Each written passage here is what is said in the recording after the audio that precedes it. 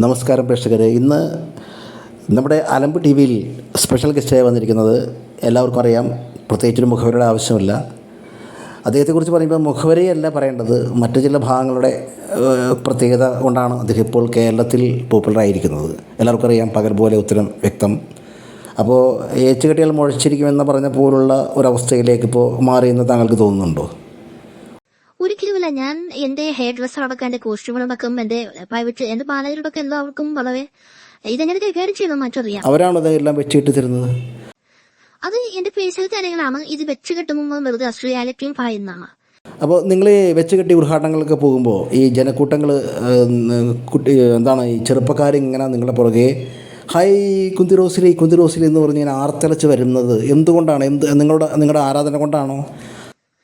ആരാധന കൊണ്ടാണല്ലേ? അല്ലാതെ ഒരുപക്ഷം പറയുന്നത് അപ്പോൾ നിങ്ങളിങ്ങനെ വെച്ച് കെട്ടി മുഴച്ചിരിക്കുന്ന ആ ഭാഗത്തോടുള്ള ഒരു ആസക്തി, അത് നിങ്ങളുമായിട്ട് ആ രീതിയിൽ അവർ നിങ്ങളെ കാണുകയാണ്, അല്ലെങ്കിൽ അവർ നിങ്ങളെ വളരെ മോശമായിട്ടാണ് കാണുന്നതെന്നും നിങ്ങൾ പക്ഷേ തെറ്റിദ്ധരിച്ചിട്ട് നിങ്ങളുടെ സൗന്ദര്യം കണ്ടാണ് അവർ വരുന്നതെന്നും നിങ്ങൾ ചിന്തിക്കുന്നുണ്ടോ? അതിൻ്റെ സത്യാവസ്ഥ എന്താണ്? നിങ്ങൾക്ക് അതിനെക്കുറിച്ച് പറയാനുള്ളത്?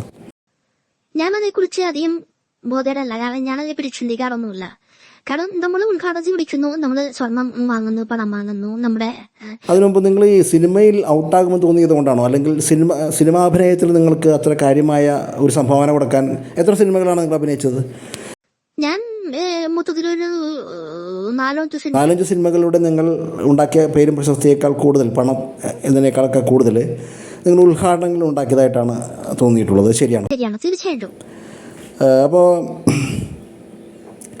നിങ്ങൾ എന്തുകൊണ്ടാണ് ഇങ്ങനെയൊക്കെ കെട്ടി എഴുന്നള്ളി പോകുമ്പോൾ തീർച്ചയായിട്ടും അതിനെക്കുറിച്ചുള്ള അപവാദങ്ങളും കിംവദന്തികളും ഉണ്ടാകും, സ്വാഭാവികമാണത്. അപ്പോൾ നിങ്ങളങ്ങനെ പോകുമ്പോൾ അത്തരം കിംവദന്തികളെ ഉൾക്കൊള്ളാൻ നിങ്ങൾ തയ്യാറാകേണ്ടതല്ലേ?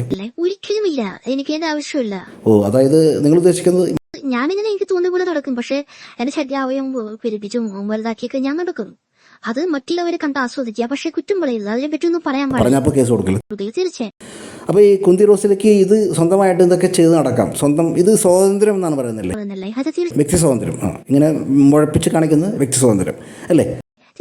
അപ്പോൾ നിങ്ങളുടെ വ്യക്തി സ്വാതന്ത്ര്യമാണ്, അതിനകത്ത് നിങ്ങൾ ഇഷ്ടം പോലെ ചെയ്യും. താങ്കൾക്ക് അപ്പോൾ മുഴച്ചിരിക്കുന്ന ഭാഗത്തെക്കുറിച്ച് ആരും കളിയാക്കാൻ പാടില്ലല്ലേ? അതെ, ഞങ്ങള് അങ്ങനെ കളിയാക്കാൻ ഇഷ്ടപ്പെടുന്നില്ല. ഞങ്ങള് അഭിമാനമുള്ള പാരമ്പര്യത്തിൽപ്പെട്ടാണ്. ആത്മാഭിമാനം? അതെ അതെ. നിങ്ങളുടെയൊക്കെ അവിടെ ഇതിന് ആത്മാഭിമാനം എന്നാണ് പറയുന്നത്? അതെ. ഞങ്ങളുടെ നാട്ടിൽ ഇതിനെ കുത്തിക്കഴപ്പെന്നാണ് പറയുന്നത്. അപ്പോൾ പിന്നെ ഇവർ ഈ ആരാധകർ നിങ്ങളെ ഏത് കണ്ണിലൂടെയാണ് കാണുന്നത് എന്ന് അതിനെക്കുറിച്ച് നിങ്ങൾക്ക്? ഞാൻ പറഞ്ഞല്ലോ, ഞാൻ അതേക്കുറിച്ച് ചിന്തിക്കാറ്. സോറി, നിങ്ങൾ ആദ്യം അത് പറഞ്ഞു. അപ്പോൾ നിങ്ങൾ എന്തുകൊണ്ടാണ് ഇത്തരം ഒരു അവസ്ഥയിലേക്ക്, അതായത് നിങ്ങളുടെ ശരീരഭാഗം ഇങ്ങനെ ഉന്തിത്തള്ളി വെക്കുമ്പോൾ മറ്റുള്ളവർ അതിനകത്ത് രോമകർഷം കൊണ്ട് വരുമ്പോൾ നിങ്ങൾക്ക് അതിനൊരു സുഖം കിട്ടുന്നുണ്ടോ? അങ്ങനെയാണല്ലോ. അപ്പോൾ ഇതൊരു ശരിയായ രീതി അല്ല എന്ന് നിങ്ങൾക്ക് എപ്പോഴും തോന്നിയിട്ടുണ്ടോ? അവർക്കും ഇങ്ങനെ ഒരു ആത്മാഭിമാനത്തിന്റെ ഒരു പ്രശ്നമുണ്ടല്ലേ? അപ്പോൾ അവർക്കും ഇത് ഈ ആത്മാഭിമാനം എന്താണെന്ന് അറിയില്ല. അങ്ങനെയാണല്ലേ? അപ്പോൾ ഇപ്പോൾ കുന്തിറോസിൽ പറയുന്നത്, കുന്തിറോസിൽ സ്വന്തം ഇഷ്ടത്തിന് എന്ത് വേണമെങ്കിലും ചെയ്യും, മറ്റുള്ളവരൊന്നും പറയാൻ പാടില്ലെന്നാണ് കുന്തിറോസിൽ പറയുന്നത്.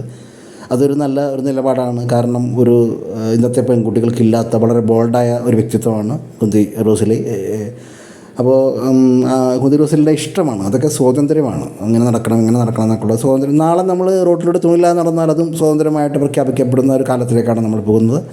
അപ്പോൾ കുന്തിറോസിനെക്കുറിച്ചുള്ള കൂടുതൽ അടുത്ത വരും നാളുകളിൽ, ഇപ്പോൾ ഇത് പാർട്ട് 1 ആണ്, വരും നാളുകളിൽ കൂടുതൽ കാര്യങ്ങൾ കുന്തിറോസിലുമായിട്ട് നമ്മൾ ഇൻ്റർവ്യൂ ചെയ്യുന്നതായിരിക്കും.